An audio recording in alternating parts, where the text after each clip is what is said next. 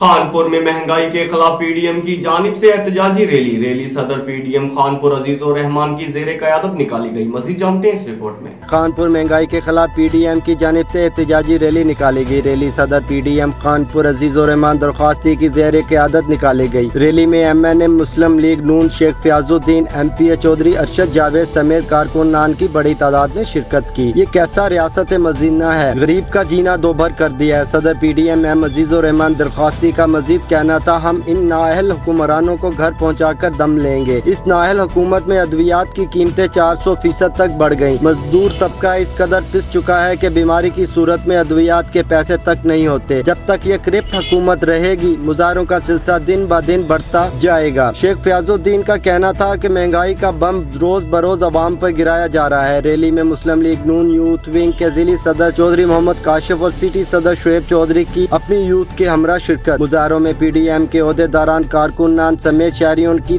کثیر تعداد نے شرکت کی۔